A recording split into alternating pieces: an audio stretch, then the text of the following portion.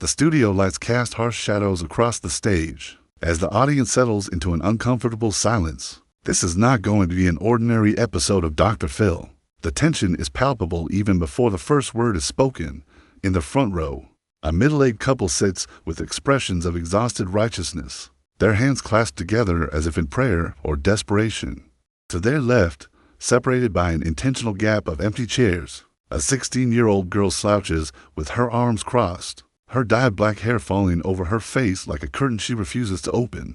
Her name is Madison Carter, but everyone calls her Maddie.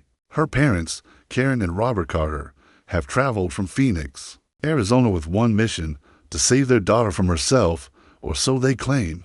The cameras zoom in slowly, capturing every micro-expression, every subtle shift in body language. Phil McGraw stands backstage, reviewing his notes one final time. This case has all the markers of a classic troubled teen scenario, the kind he has handled hundreds of times over the decades on air. But something in the preliminary interviews bothered him, a dissonance he could not quite identify. The parents were almost too rehearsed, their stories too polished, their grievances too perfectly aligned, and the daughter, Maddie, had barely spoken during the pre-show interview, offering only monosyllabic responses and a strange, knowing smile that unsettled even the veteran producers. As Phil walks onto the stage, the audience erupts in applause. He acknowledges them with a brief wave before turning his attention to the Carter family. His expression is already set in that trademark combination of concern and no-nonsense authority that has made him a household name. He sits down, adjusts his microphone, and looks directly at Karen and Robert. "So, you'd have come here today because you believe your daughter is out of control. You've told my producers that Madison is a liar, a thief, possibly using drugs, and that she's tearing your family apart. Is that accurate?" Karen nods vigorously, her eyes already glistening with tears that seem to have been waiting just beneath the surface. "Yes, Dr. Phil, we're at our breaking point. We've tried everything: therapy, interventions, tough love. Nothing works. She's destroying our family, and we're afraid we're going to lose her completely if something doesn't change." Before the conversation can continue deeper into the parents' narrative, the narrator's voice takes over, painting the scene with dramatic urgency. Before we dive deeper into this shocking story, don't forget to leave your like, subscribe to the channel, and activate the notification bell so you don't miss any of the next revelations from Dr. Phil.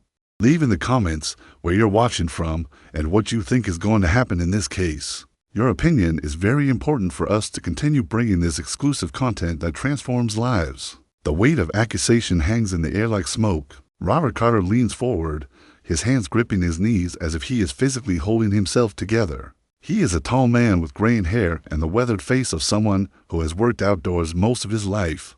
When he speaks, his voice carries a mixture of anger and what sounds like genuine pain. "Maddie started changing about 2 years ago.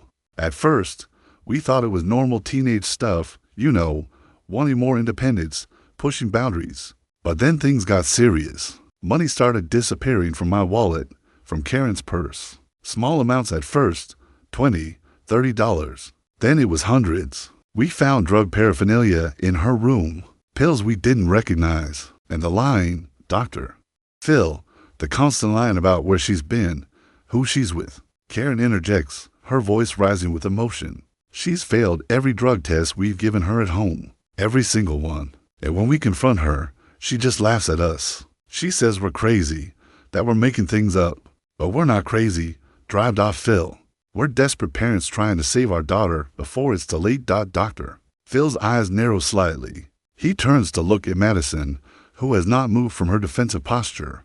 Her face remains partially hidden behind her dark hair, but her jaw is set in a hard line. "Maddie, you're hearing some pretty serious accusations here.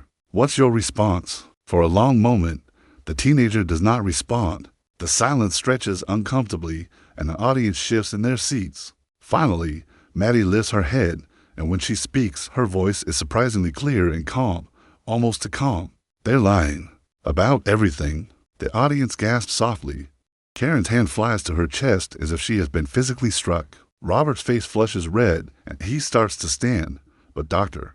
Phil raises a hand, stopping him. "Now hold on. Maddie, that's a pretty bold statement. Your parents say they have evidence. Failed drug tests, missing money, behavioral problems at school. Are you saying none of that is true? Maddie finally sits up straighter, and for the first time, the cameras capture her face fully. She is younger than she seemed at first glance, with the kind of hollowed-out exhaustion that should not exist in someone so young. Her eyes, rimmed with smudged eyeliner, hold something that looks less like defiance and more like exhausted resignation. I'm saying they're not telling you everything. There's a reason they want me to look like the problem. There's a reason they're so desperate to make me seem crazy. Karen's tears spill over now, and she reaches for her husband's hand. Dr.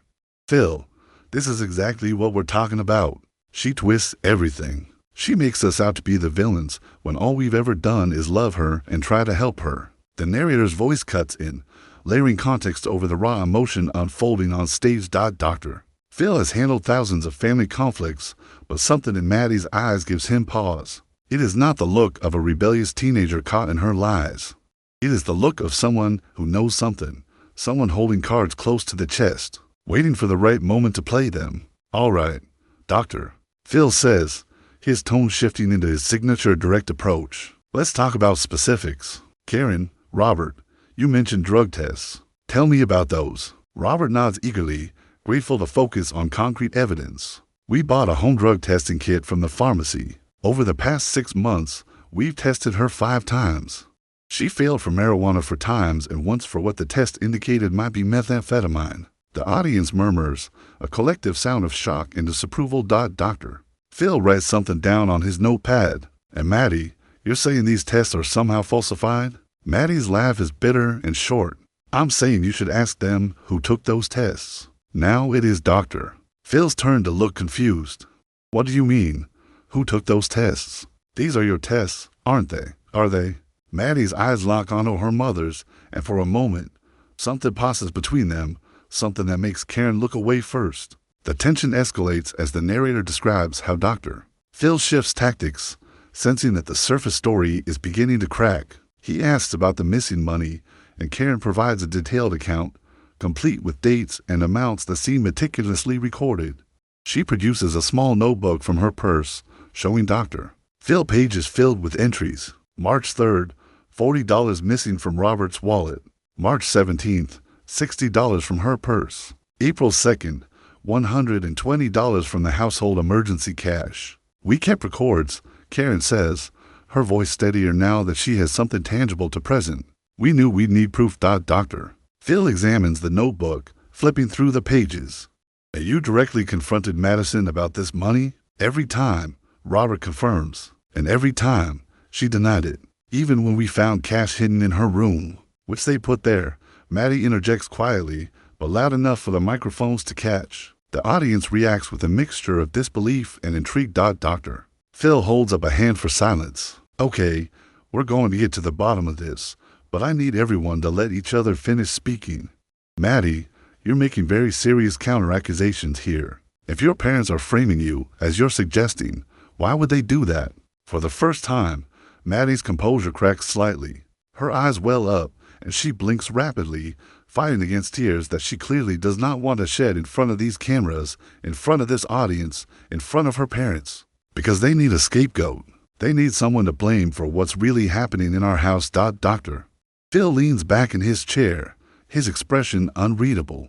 The studio lights seem to intensify, focusing all energy on this fractured family. The narrator describes how the audience is leaning forward now, completely absorbed in the unfolding drama.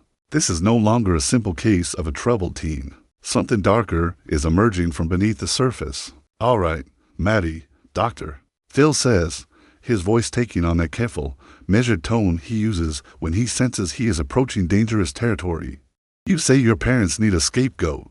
A scapegoat for what exactly? Maddie opens her mouth to respond, but Karen cuts her off, her voice sharp with panic. Dr. Phil, please don't let her manipulate you. This is what she does. She creates these elaborate lies to deflect from her own behavior. She's been diagnosed with oppositional defiant disorder. Her therapist told us she has issues with authority and truth-telling. Actually, Maddie says, her voice gaining strength, I was diagnosed with depression and anxiety. The oppositional defiant disorder diagnosis came from a therapist they found after the first therapist told them the problem wasn't just me. Drive. Phil's eyebrows rise slightly. You've seen multiple therapists? Robert jumps in, his frustration visible in the way his hands gesture sharply through the air. Yes, because none of them were helping. They kept wanting to do family therapy, to look at family dynamics, when the issue is clearly Maddie's behavior. We needed someone who would focus on fixing her. The words hang in the air like an accusation in reverse. Doctor. Phil writes something else down, and the narrator notes how his body language has shifted. He is no longer just gathering information. He is investigating. So let me make sure I understand this correctly. To different therapists suggested family therapy, suggesting that the problems might be systemic rather than focus solely on Madison. And your response was to find a different therapist. Who would agree with your assessment that Madison is the sole problem? Karen's face flushes. That's not your twisting it. We just wanted someone who would take her behavior seriously. I take all behavior seriously, doctor. Phil responds, his tone cooling noticeably. But I also know that in family systems, especially when we're talking about a minor child, the problem is rarely as simple as one bad actor. So let's dig deeper. Maddie, you mentioned that your parents need a scapegoat. What are they scapegoating you for?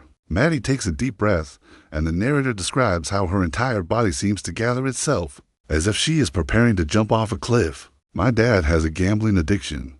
He's lost over $70,000 of our family's money in the past year and a half. That includes $28,000 he's gambled away on online poker and sports betting, plus a $45,000 second mortgage he took out on our house to cover his losses. That's why money keeps disappearing. Not because I'm stealing it, but because he's hemorrhaging it into his phone every single night. The audience erupts. The sound is deafening, a mixture of gasps, exclamations, and murmured conversations. Doctor. Phil has to call for order, his voice cutting through the chaos. All right. Let's have some respect here. Robert, that's a very specific accusation. How do you respond? Robert's face has gone from red to pale in a matter of seconds. His mouth opens and closes several times before words come out. That's absurd. I don't have a gambling problem. Yes, I occasionally bet on sports, but it's recreational. $20 here and there. She's making up numbers to $73,000 for $112 total. Maddie interrupts, her voice mechanical, as if she has memorized these figures through repeated trauma. $28,000 for $112 in actual gambling losses, plus the $45,000 second mortgage. I found the credit card statements. I found the emails from the betting sites. I found the second mortgage papers that Mom doesn't even know about yet. Karen's head snaps toward her husband, her expression a mixture of confusion and dawning horror. What second mortgage? Robert, what is she talking about? The narrator's voice intensifies, describing how the entire dynamic of the episode has shifted. What began as parents seeking help for a troubled daughter has transformed into something far more complex and disturbing. Doctor. Phil's expression has hardened into that look he reserves for moments when he realizes he has been presented with a carefully constructed fiction designed to manipulate his platform.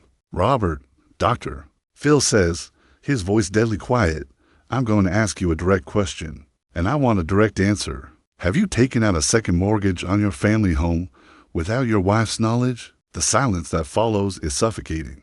Robert looks at Karen, then at Maddie, then at Dr. Phil, then down at his hands. When he finally speaks, his voice is barely above a whisper. I was going to tell her. I was going to win it back. It was supposed to be temporary. Karen makes a sound that is somewhere between a sob and a scream. She stands up abruptly, her chair scraping loudly against the floor. You took a second mortgage. How much? Robert, how much? $45,000. He admits, and now his own tears are flowing. But I was going to fix it. That's why we needed to focus on Maddie's problems. If we could get her straightened out, if we could get her into a program, I could use that time to get us back on track financially. The pieces are falling into place with sickening clarity, and the narrator articulates what the audience is beginning to understand. The Carters did not come on Dr. Phil to save their daughter. They came to Dr. Phil to create a narrative that would justify sending Maddie away, removing the one person in the house who knew the truth about where the family's money was really going. So let me get this straight, Dr. Phil says, and his voice is taken on an edge that makes even the camera operators stand a little straighter. You to have been systematically building a case against your own daughter, documenting missing money that you were actually gambling away, possibly falsifying drug tests. and diagnosing her with behavioral problems to justify sending her to what? A residential treatment facility? It's not like that, Karen insists, but her voice lacks conviction. She is still staring at her husband as if seeing him for the first time. We really were worried about her. The attitude, the grades dropping, the way she was pulling away from us, because I knew. Maddie says, her voice breaking now. I knew what Dad was doing. I tried to tell you, Mom, but you wouldn't listen. You said I was being dramatic, that I was making things up for attention. So I stopped trying. And then you both decided the easiest solution was to make me disappear. The narrator's voice drops to a near whisper, building the tension to an almost unbearable level. What happens next will change the course of this episode and, potentially, the trajectory of 3 lives. Maddie reaches into the pocket of her oversized hoodie, and every camera in the studio focuses on that single movement. She pulls out her cell phone, an older model with a cracked screen, and holds it up. I have proof, she says simply. I recorded them. The studio seems to hold its collective breath. Doctor. Phil leans forward, his interest now completely focused on this 16-year-old girl who has been painted as a liar and a manipulator. You recorded your parents? When and saying what? 3 nights ago. They didn't know I was home. I came back early from where they thought I was, and I heard them in the kitchen, planning what they were going to say on your show, planning how to make me look as bad as possible so that when they suggested sending me away, it would seem justified. Karen is shaking her head frantically. Maddie, no, that's not. We never play it, Doctor. Phil says, cutting through Karen's protests. His voice carries absolute authority now, the voice of someone who has just realized he came very close to being complicit in something deeply wrong. Maddie's hands tremble as she unlocks her phone and navigates to her voice recordings. She finds the file and hands the phone to a producer, who connects it to the studio's sound system. The narrator describes the agonizing few seconds of technical setup, the way the entire audience seems to stop breathing, the way Robert's face has gone completely ashen, the way Karen is gripping her seat as if it is the only thing keeping her grounded to reality. And then the recording plays. The quality is not perfect. There is background noise, the sound of dishes being moved, a television playing faintly in another room, but the voices are unmistakable. It is Karen and Robert, captured in a moment they believe was private. Karen's voice comes through first, stressed and planning. We need to make sure, Doctor. Phil understands how out of control she's gotten. If we focus too much on your gambling, he'll just tell you to get help for that, and we'll lose our window to get her into Desert Springs. Desert Springs, the name of a residential treatment facility. The narrator emphasizes this detail, letting it sink in for the audience. Robert's voice follows, weary but complicit.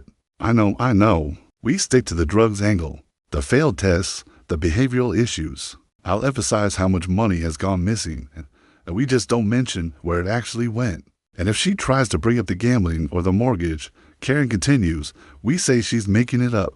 That is another example of her pathological lying. Doctor. Phil sees hundreds of lying teenagers. He'll believe us over her. There is a pause, and then Robert speaks again, his voice carrying a tone that makes the entire studio recoil. Once she's in Desert Springs, we'll have at least 90 days. That's 90 days where I can cash out my 401k. Try to win back enough to cover the mortgage payment, maybe get us back to even. And if anyone asks where she is, we just say she's getting help for her drug problem. The recording clicks off. The silence that follows is absolute and terrible. It is the silence of a truth so ugly that words feel inadequate to address it. The narrator describes how the color has drained from multiple faces in the audience, how Karen has put her hands over her mouth, how Robert is staring at the floor as if hoping it will open up and swallow him. Phil stands up. It is a deliberate movement, slow and controlled, but there is fury in his eyes, a cold rage that the narrator notes is rarely seen from the usually composed host. He looks at the camera, then at his producers in the booth, then back at the Carter parents. Stop the recording, he says, his voice cutting through the studio like a blade. Stop the cameras right now. The narrator's voice rises with intensity, describing the unprecedented moment. In over 20 years and thousands of episodes, Dr. Phil stopping a recording is virtually unheard of. The audience gasps collectively. The camera operators, confused, look to the booth for confirmation. One by one, the red recording lights blink off. The audience realizes something historic is happening, something that will be talked about long after they leave this studio. Doctor. Phil walks toward the Carters, and his expression is unlike anything the audience has seen from him before. The narrator captures it perfectly. This is not just disappointment or frustration. This is a man confronting something that has genuinely shaken his professional composure. Get the audience out, he says to a producer. Clear the studio now. The narrator's voice takes on a hushed, almost conspiratorial tone, as if sharing a secret with the viewer that the studio audience will never know. What happened in the next 30 minutes was never aired on television, never meant for public consumption, but the essential truths of those moments have been reconstructed from the testimony of those present and the notes kept by Dr. Phil's staff. The audience is escorted out, confused and disappointed, but obediently following instructions. The massive studio space, usually full of energy and sound, becomes eerily quiet. Only Dr. Phil, the Carter family, a handful of producers, and the dormant cameras remain. The lights stay on, harsh and revealing, making it impossible for anyone to hide in shadows or comfortable lies. Phil does not sit down. He paces for a moment, and those who have worked with him for years recognize this as his thinking posture, the physical manifestation of him working through a problem in real time. Finally, he stops in front of Karen and Robert, who are still sitting, looking small and cornered. I need you to understand something, he begins, his voice lower, but no less intense than it was when the cameras were running. What you just did, what you attempted to do, goes beyond family dysfunction. You tried to use my platform, my credibility, to fabricate a case that would allow you to institutionalize your own daughter, to cover up your financial crimes and addiction. Do you understand the gravity of that? Robert tries to speak, but Dr. Phil raises a hand, stopping him. I'm not finished. That recording Madison played is evidence of conspiracy, potentially fraud, potentially child endangerment. The fact that you were willing to falsify drug tests, to plant evidence, to destroy your daughter's reputation and potentially her future, all to buy yourself time to gamble away more money, that's not just bad parenting. That's criminal. Karen is sobbing now, full body shaking sobs that make her unable to speak. The narrator describes how even in this moment, there's something performative about her tears, as if she cannot quite turn off the act she has been performing for so long. Dr.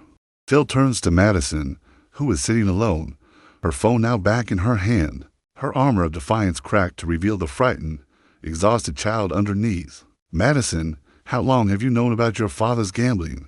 About a year, she says quietly. I noticed charges on the credit card statement that didn't make sense. Then I started paying attention. He's on his phone constantly, especially late at night. I looked over his shoulder once and saw the betting apps. When money started going missing, I knew where it was going. And you tried to tell your mother? Maddie nods, tears streaming down her face now, the tears she would not let fall in front of the cameras. I tried.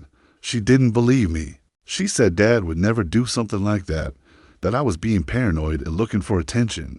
Then they started talking about how I was out of control, how they were worried about me doing drugs. At first, I thought they actually believed it, that they had convinced themselves. But then I heard them planning to come here, and I realized it was all deliberate. The narrator emphasizes the psychological torture embedded in this revelation. Imagine being 16 years old, watching your family's financial security evaporate, knowing the truth, and having both of your parents systematically work to discredit you, to make you doubt your own perceptions of reality. This is not just family drama. This is a form of gaslighting so profound that it could have permanently damaged Madison's mental health. Dr. Phil sits down now, directly across from Madison, his posture completely different than it was during the recorded portion of the show. This is not the television personality. This is the clinical psychologist, the man with decades of experience dealing with trauma and family systems. Madison, I want you to listen to me very carefully. What your parents did to you, what they tried to do to you, is a form of abuse. It's psychological abuse, and it's serious. You are not crazy. You are not a liar. You are a child who was put in an impossible situation and did what you had to do to survive and protect yourself. The girl's face crumples, and for the first time, she looks her age young, vulnerable, hurt beyond measure. I just wanted them to stop. I didn't know what else to do. I thought if I recorded them, if I had proof, maybe someone would finally believe me. I believe you, Doctor. Phil says simply, and here's what's going to happen next. Your parents are not going to send you anywhere. Instead, We're going to get you into a safe situation while we work out what needs to happen long term. Your father needs serious intervention for his gambling addiction, and frankly, both of your parents need to face some serious consequences for what they've done. He turns to Karen and Robert. I'm recommending that Child Protective Services be contacted about this situation. What you've done constitutes a form of child abuse, specifically a pattern of psychological manipulation and endangerment. Madison is a minor, and you created a situation where you were willing to institutionalize her under false pretenses. Robert finally finds his voice, hoarse and broken. Doctor Phil, please. I know I messed up. I know I have a problem. But we love our daughter. We weren't going to really hurt her. You were going to send her to a residential treatment facility for a drug problem she doesn't have. Doctor Phil responds, his voice ice cold. You were going to separate her from anyone who might believe her truth.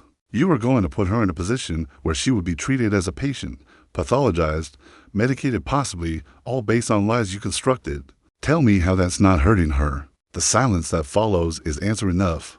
The narrator describes how, in this moment, the full weight of their action seems to finally penetrate the parents' defenses. Karen looks at her daughter, really looks at her, perhaps for the first time in months, and sees not a problem to be managed, but a child who has been fighting alone, against impossible odds. I'm sorry, Karen whispers, but it is unclear who she is speaking to or if the words carry any genuine understanding of what she is apologizing for. Doctor Phil stands again, signaling that this private session is coming to an end. Here's what's going to happen.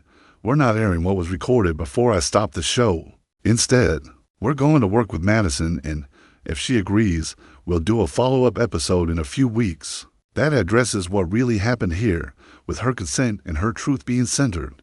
In the meantime, my staff will connect Madison with resources, a safe place to stay, legal representation if needed, and actual therapeutic support from professionals who understand family trauma. He looks at Robert and Karen one last time. And you need to understand something. You came here thinking you were going to manipulate the situation to your advantage. Instead, you've exposed yourselves, and there will be consequences. I strongly suggest you get legal counsel and prepare for those consequences. 3 weeks later, the cameras are rolling again, but this time, the setup is completely different. The narrator describes a smaller, more intimate staging. Doctor Phil sits alone on stage, no guests, no audience, just him and the camera, the configuration he uses when he needs to deliver a message directly and without distraction. The lights are softer, the mood contemplative rather than confrontational. Dr.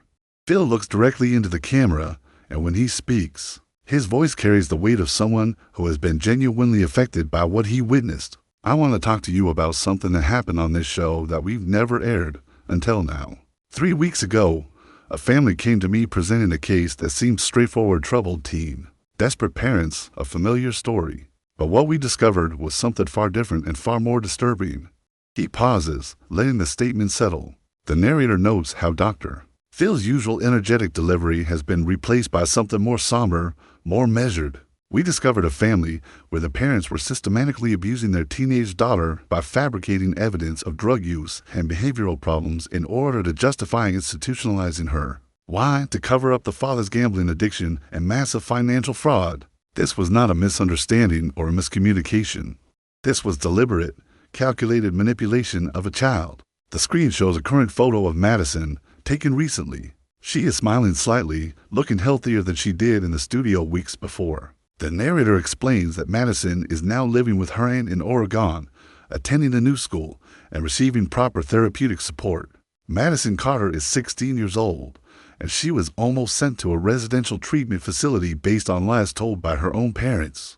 She would have been labeled, medicated, treated for conditions she didn't have, all while her father continued to gamble away what was left of the family's assets. If she had not had the courage to record that conversation, if she had not fought back against the narrative being constructed around her, she might still be trapped in that situation. Phil leans forward, his expression intense. I stopped the recording that day, and I want to explain why. I stopped it because I realized that continuing to air that episode would have made me complicit in the abuse. It would have given those parents exactly what they wanted, a public platform, validating their lies about their daughter, and I refused to let that happen. The screen now shows text. Robert Carter is currently in court-mandated gambling addiction treatment. and faces potential charges of financial fraud. Karen Carter is undergoing family therapy separately. Madison remains in protective custody of extended family. In my 20-plus years doing this show, I have seen almost every form of family dysfunction imaginable. But this case reminded me of something crucial. Children are often the most honest members of a family system because they haven't yet learned how to construct elaborate justifications for their actions. When a child tells you something is wrong, when they fight back against the narrative being imposed on them, they deserve to be heard. Drive, Phil's voice, intensifies, passion breaking through the measured tone. We live in a time where it's easy to dismiss teenagers as dramatic, as exaggerating, as inherently unreliable narrators of their own lives. But Madison was not exaggerating. She was being systematically gaslighted by the two people who were supposed to protect her, and she almost paid an enormous price for knowing and telling the truth. He pauses, taking a visible breath.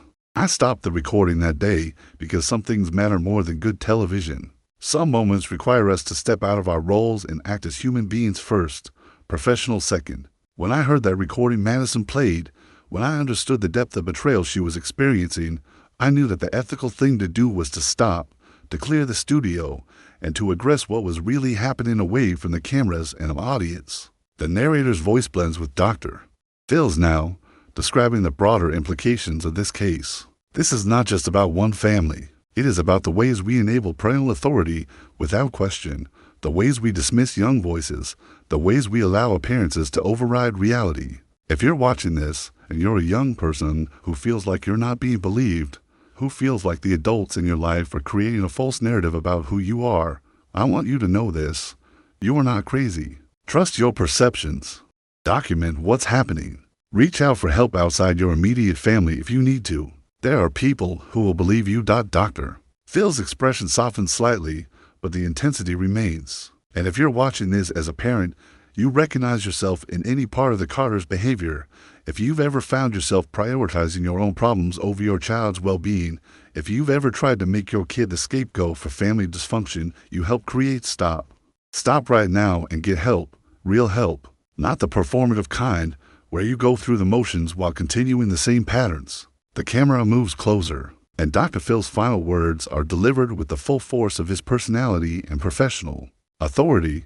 I've built my career on confronting people with uncomfortable truths, on pushing families to face what they're avoiding. But that day in the studio, I was reminded that sometimes the truth is not just uncomfortable, it's devastating. And when the truth is that devastating, when it reveals not just dysfunction, but deliberate harm, we have a responsibility to act with more than just television in mind. Madison's case will stay with me.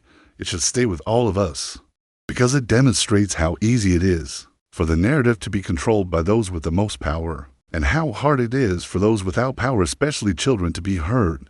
I stopped the recording that day to make sure at least one person in authority was listening to the right voice, the voice that needed to be heard. The narrator provides a final update as the screen fades. Madison Carter is now thriving in her new school, has reconnected with extended family who believe and support her, and is considering speaking publicly about her experience to help other teens in similar situations. Robert Carter's gambling addiction treatment is ongoing, with a long road ahead. Karen Carter has begun to acknowledge her own role in what happened, though the relationship with her daughter remains severed for now, perhaps permanently. Dr. Phil looks into the camera one last time. The family system failed Madison spectacularly, but she did not fail herself. She fought for her truth, and in the end, that truth prevailed. That's the message I want to leave you with today. Truth matters. Believing children matters. And sometimes doing the right thing means stopping everything, turning off the cameras, and remembering that behind every story, there are real lives that can be permanently changed by our choices. The screen fades to black, and the final text appears. If you or someone you know is experiencing family abuse or manipulation, please reach out to the National Child Abuse Hotline at 1-800-4-A-CHILD or visit childhelp.org. The narrator's final words echo over the closing screen. This was not the episode the Carters expected to be part of. It was not the episode Dr. Phil expected to record. But it became one of the most important episodes in the show's history precisely because it refused to follow the expected script, because it prioritized truth and the well-being of a child, over entertainment value because it demonstrated that even in the manufactured world of television, genuine moments of moral clarity can still break through. Madison Carter recorded a conversation she was never supposed to share. Dr. Phil stopped a recording that was never supposed to stop. And in those 2 acts of deviation from the expected narrative, something real and important happened. A young life was saved from a fate it did not deserve, and a family's carefully constructed facade of normalcy was shattered to reveal the rot underneath. Sometimes, the most powerful thing you can do is simply stop, listen, and believe the voice that everyone else has worked so hard to silence.